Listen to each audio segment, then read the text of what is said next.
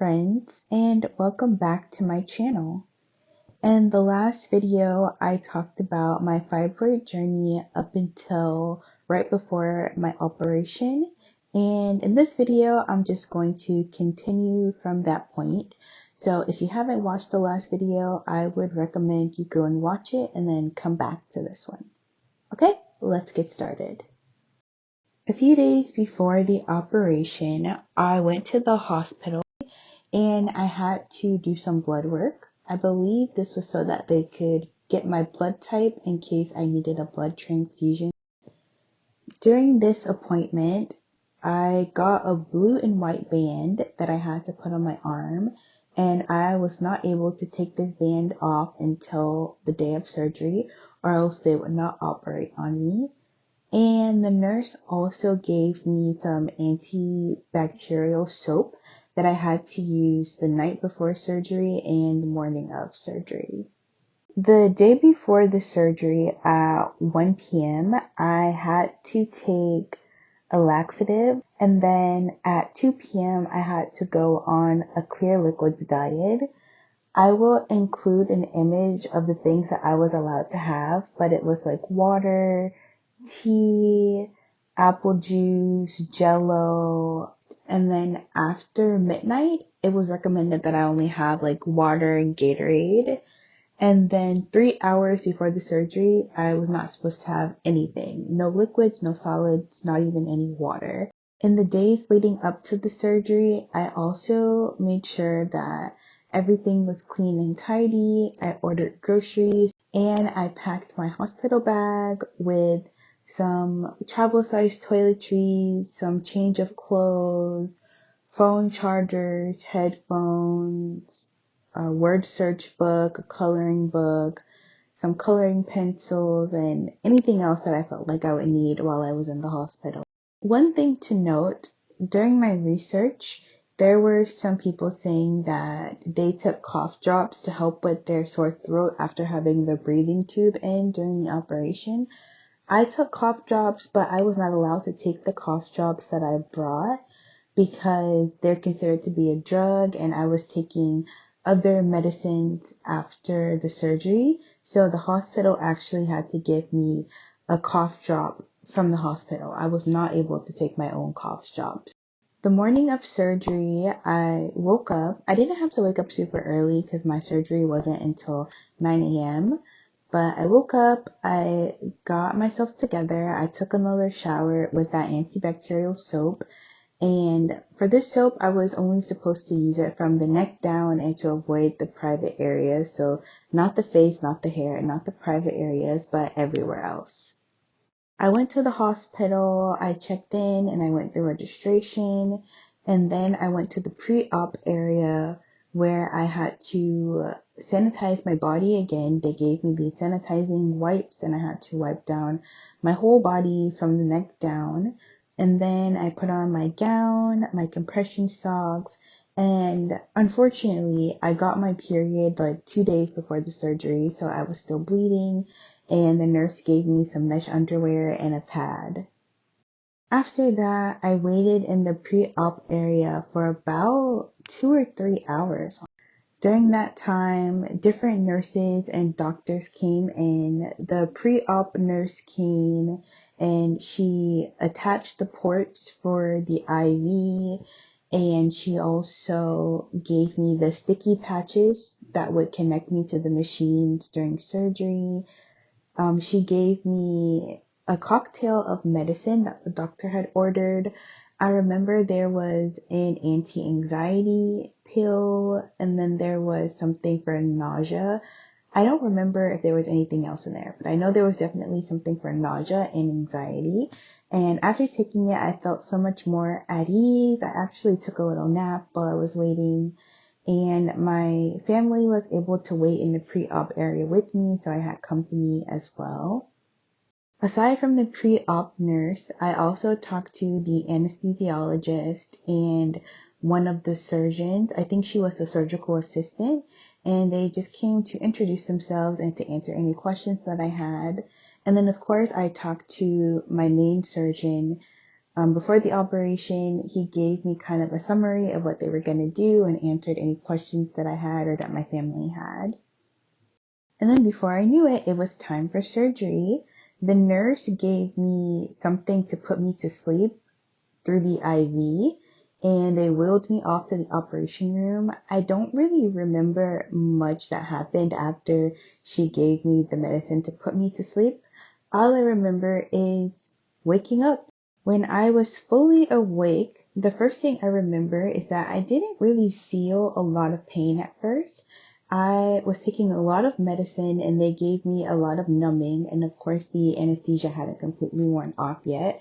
And I was surprisingly very hyper. I just wanted to talk and I was not tired at all once the sleepiness wore off. I was drinking lots of ginger ale and lots of water. For the rest of the day and for the whole night, I was not able to have any solids. I was only able to pretty much have what was on that clear liquids diet. I had some jello, I had some water, I had some ice, and mostly just a lot of ginger ale. For the first night, I wasn't able to get out of bed and move around. I had a catheter that was inserted into my bladder through my urethra. So I didn't have to worry about getting up to go to the bathroom. I just sat in my bed, I watched TV, and the nurses came to check on me every couple of hours. Every few hours, the nursing assistant had to come and check my vitals. During the night, a nurse came and took blood samples, and every few hours, the nurse would come to bring me my pain medicine, my anti-nausea medicine, and I would have to get a blood thinner. They gave me an injection in my stomach, and I think that was for the blood thinner. And this rotation of getting my vitals checked, taking my pain medicine, and just getting checked in on by the nurses continued. The next day, I was able to eat a regular diet, and the next morning, the surgical assistant came and talked to me, and she basically just said that everything went well with the surgery and that the actual surgeon would come to talk to me later on in the day. The surgeon came and he told me that the surgery was successful, that they were able to remove the large fibroid, and they found 3 other smaller fibroids in the uterine wall, but there were no fibroids inside of my uterus, so they didn't actually have to cut inside. And he also said that I didn't have a lot of bleeding, so that I didn't need to get a blood transfusion, and the surgery only lasted for 1 hour because everything went so smoothly.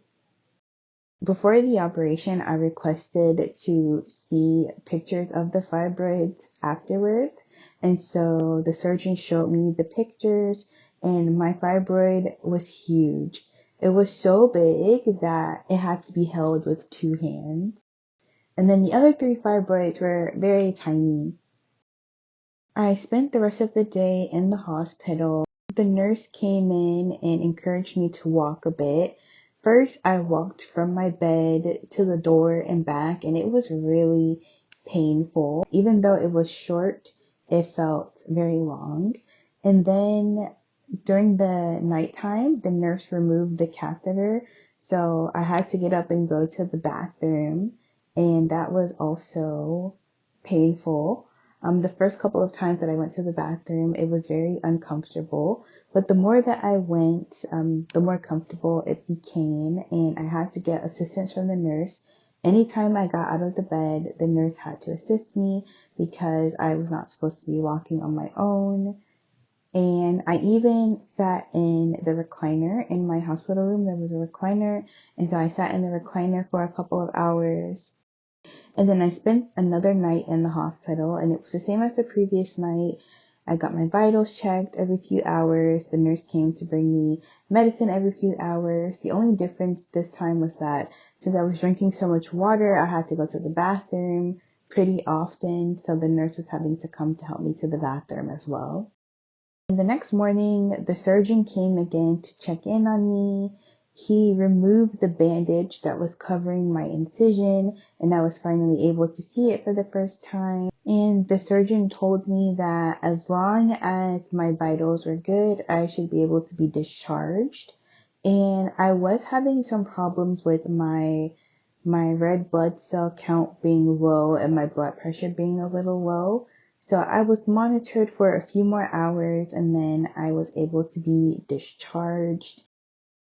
Initially, I still needed help going to the bathroom, so my mom had to assist me. I was not able to get in and out of the shower because I have a shower that's also a bathtub. So I got these sponges where you just wet them in the sink and you can clean your body off and then just use a towel to wipe the soap off. You didn't have to rinse. And I also got a walker for at home, which I used for the first 3 days. I would say after about the first week of being home, I was able to do a lot of the things that I did before. Walking was a lot easier, so I didn't need the walker anymore. My pain was much better, so I stopped taking the pain medicine, and I was able to move around more during the day. I wasn't spending all day just sitting in my bed. And I still was not able to lift things or do any exercising, but I was a lot of the way back to normal after maybe the first week. I was sleeping sitting up because the staples were really uncomfortable and I didn't want to lay on them. So I have a wedge pillow that I use to prop myself up. And for the first 2 weeks after surgery, I slept sitting up. And 10 days after surgery, I had an appointment to get my staples removed. Finally, I was counting down the days because these staples were so uncomfortable, and I got them removed, and the nurses applied some Steri-strips to my incision, and I had to keep these on for, the nurse said, at least a week or until they started to fall off. I thought getting the staples removed was going to be super painful, but surprisingly, it didn't really hurt at all. It was a strange sensation when they were pulling it out of the skin, but it wasn't painful, thankfully. My Steri-strips wound up staying on for almost 2 weeks before they started to peel. And after about, I think it was maybe 12 or 13 days, I just went ahead and peeled them all the way off, and my incision was fully closed, but I did have some marks from the staples, and I will include some images of my incision after I took off the Steri-strips. As the incision heals, it does itch. I would say for about a few days, it was very itchy. So I used an ice pack on it to help with the itchiness, but that settled down. It still itches some, but not as badly as it did a few days after surgery. And it was sore. It's still a little tender, but it's gotten a lot better as it's healed more. Now I am 1 month post-surgery and everything is going way better than I expected. I am mostly back to normal.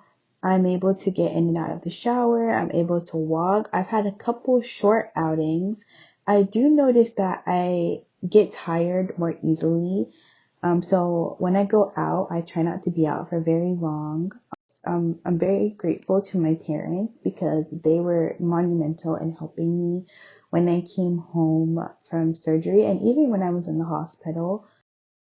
And in a couple weeks, I will go back to see the surgeon and I'll have my 6 week follow up. And then after that, he will let me know if I'm able to go back to work and able to resume my normal activities. But that's about it. In a few months, I'll update you again and let you know how everything is going, how my scar is healing. But until then, that's all. Thank you so much for watching, and I hope this was helpful. If you have any questions or comments, feel free to leave them in the comments below, and stay tuned for future videos.